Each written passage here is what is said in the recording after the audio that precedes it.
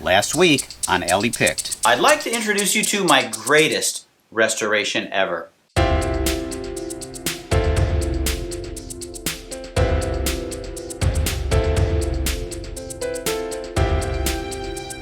This is also a restoration that I regret ever starting.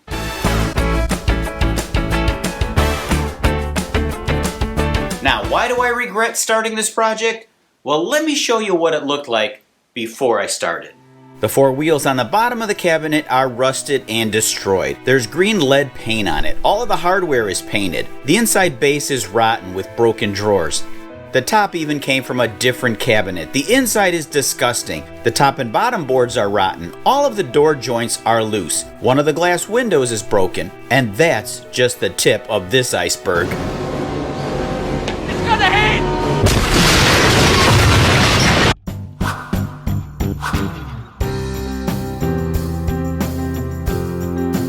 2 years ago, I bought this cabinet at a garage sale for $5. At the time, I didn't even know what it was from. I figured, worst case, I could use it for spare parts. The wood alone was worth more than $5. However, the cabinet was in way worse shape than it first appeared. There's a chunk missing from the door here. There's a flour sifter inside, and when I move the sliding cover, rust and debris fall out. The paint on the back panel is not only peeling, but it's completely rotten. Broken glass on one door, and these are just a few of the many issues that this cabinet has. I noticed the door latches were stamped with the word Hoosier and a date of 1910. You gotta love how many companies back in the day were proud of what they were building and when it was being built. So this top then is made by the Hoosier company in 1910. But exactly what were Hoosier cabinets and why were they so popular? The first Hoosier cabinet was made in 1898 by the Sellers Furniture Company in Elwood, Indiana. And the name Hoosier may come from the nickname for Indiana, where most of the cabinets were made. In 1917, the average price for a Hoosier cabinet was between $15 and $30, depending on which options you wanted. By the year 1920, over 2 million of these had been made. Hoosier cabinets were very popular in the early 20th century because most houses didn't have built-in kitchen cabinets. So these things were often made out of wood, and they included pull-out counters, and in this case, it's got a built-in flour dispenser with a sifter built in. They're really cool, actually. Now, while these things don't have a lot of use in the kitchen today, they do have immense charm and versatility. I even found out that there's a Hoosier Cabinet Museum located in Napanee, Indiana, which is, of course, the latest entry on my bucket list. That's enough chit-chat. It's time to get to work. I start by removing all the doors on the cabinet. Then I remove the rotten plywood back.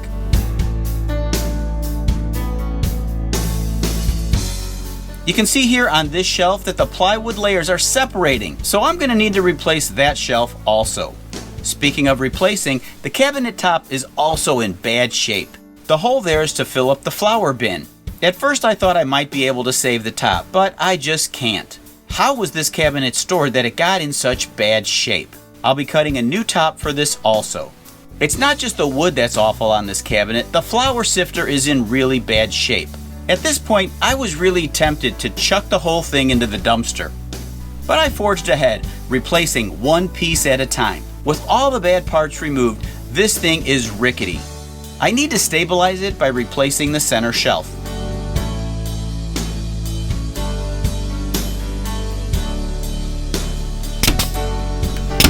A lot of wood joints on this cabinet are loose. I'm inspecting all of them. I pry them open a little bit, inject wood glue inside, clamp it, and let it dry.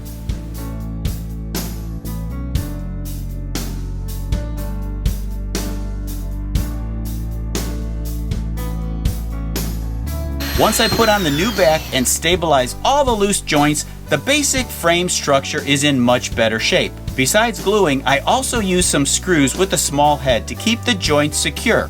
I drive the screw heads below the surface and fill the holes with wood filler. Since this thing's going to be painted, they'll never be seen. Of all the cabinet doors, the one with the broken glass is the worst. The joints are separated. I'm going to need to take this apart and re-glue it. But the more difficult task is to replace that glass. It's going to be impossible to try to find an etched piece of glass that looks like this one. My plan is to replace both glass panels with matching stained glass panels. Time to go to the drawing board.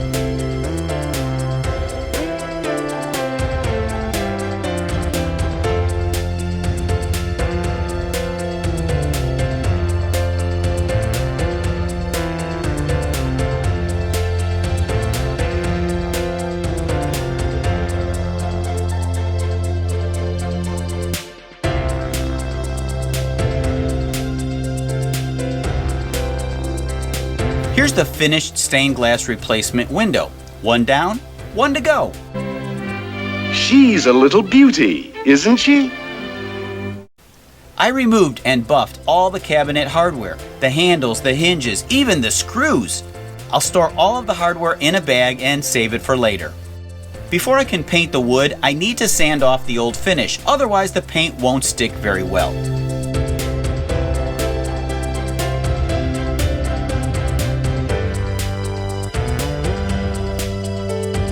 Now that the wood's taking shape, I need to work on the metal flour bin and sifter. To remove the old paint, I'll use a combination of paint remover and a wire and nylon buffing wheel.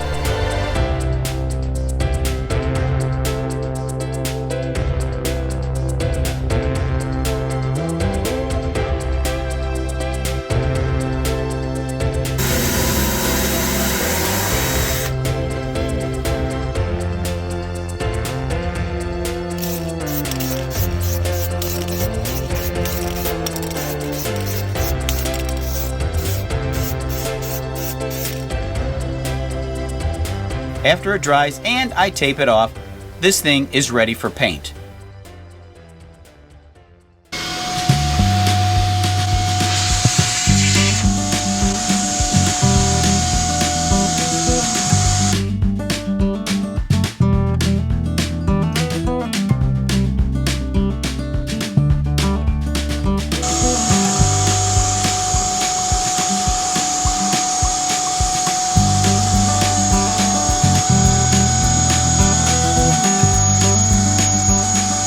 Now there were dozens of off-camera repairs just to get to this point.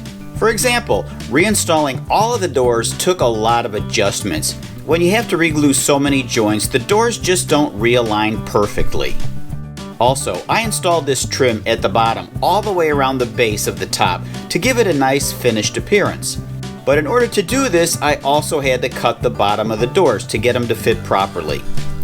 The porcelain top has this raised edge all the way around, so in order to not have a 1/8 of an inch gap under the front, I installed this rubber pad, which I bought at Home Depot. I cut it to fit perfectly under the base of the top. Now there's no gap.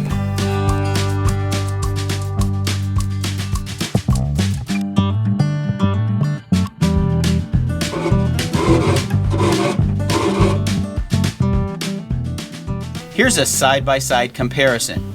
Yeah, I'd say that's a bit of a difference.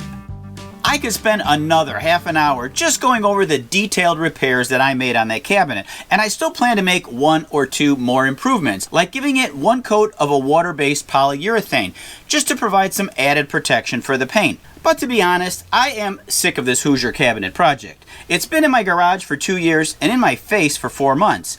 However, if you do want to buy it, I'm selling it for the low price of $1 million. But if it doesn't sell, I may lower the price just a little.